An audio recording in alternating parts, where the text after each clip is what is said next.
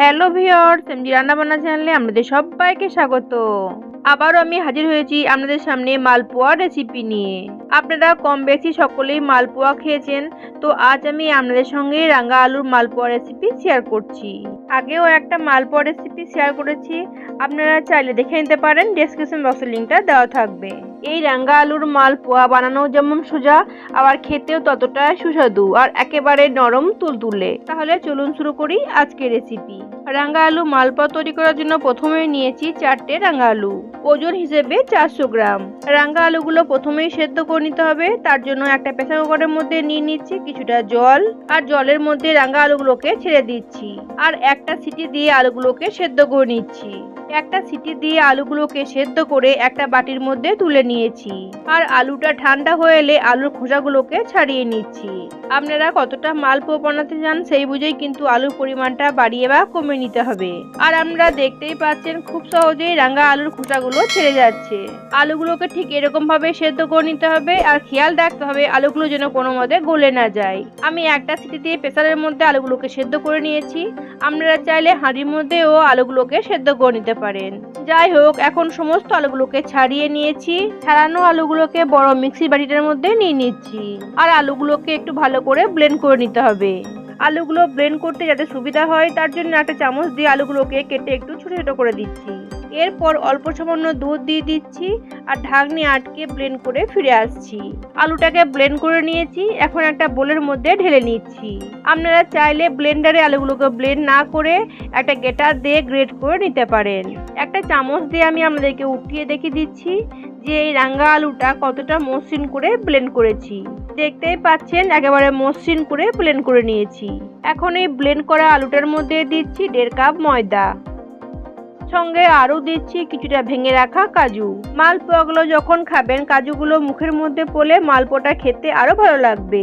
কয়েকটা এলাচের বিচি বের করে বিচিটাকে থেতো করে এর মধ্যে দিয়ে দিচ্ছি, আর খোসাটাকে ফেলে না দিয়ে রেখে দিয়েছি, পরে কাজে লাগবে। আরও দিচ্ছি কিছুটা মৌরি। মৌরিটা অবশ্যই দেওয়ার চেষ্টা করবেন, এতে করে মালপোয়াটা খেতে আরও টেস্টি হবে। মিষ্টি জিনিসে নুন দিলে তার টেস্ট ভালো হয়, তার জন্য দিচ্ছি খুব অল্প সামান্য নুন। আরও দিচ্ছি 4 টিস্পুন মতো গুঁড়ো দুধ। দিচ্ছি খুবই অল্প সামান্য বেকিং পাউডার। দিচ্ছি 6 চামচ মতো চিনি। এবার অল্প অল্প দুধ দিয়ে একটা মিশ্রণ তৈরি করে নিচ্ছি। তবে এই মিশ্রণের মধ্যে খুব বেশি দুধ একবারে দেবেন না, অল্প অল্প করে দুধ এই মিশ্রণের মধ্যে দিতে হবে। আর এইভাবেই নেড়ে চেড়ে মালপোয়ার জন্য মিশ্রণটা তৈরি করে নিতে হবে।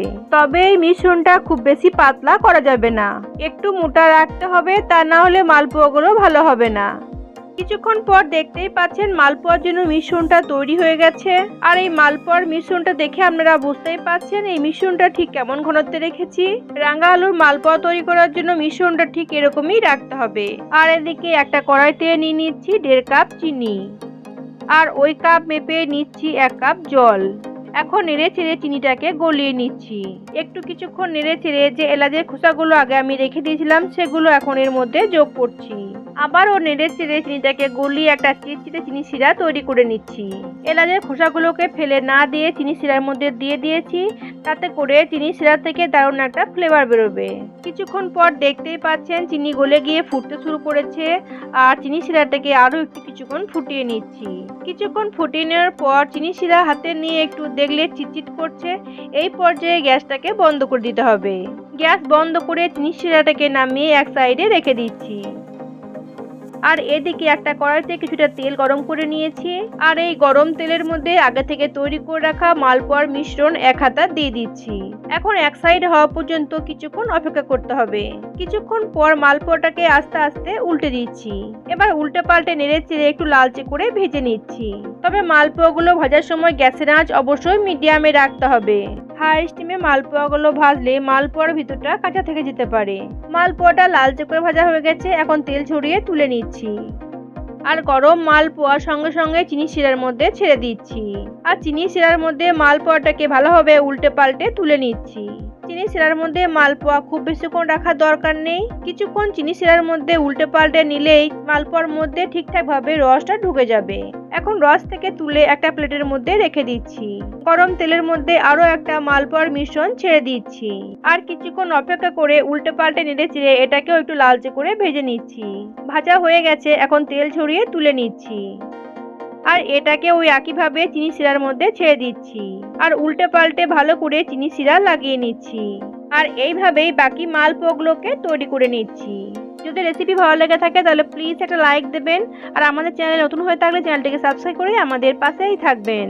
আর এমনই নিত্য নতুন রেসিপিগুলি সবার আগে পেতে হলে অল নোটিফিকেশন বেলটি অন করতে ভুলবেন না। দেখতেই পাচ্ছেন সমস্ত মালপোয়াগুলো আমার তৈরি করা হয়ে গেছে।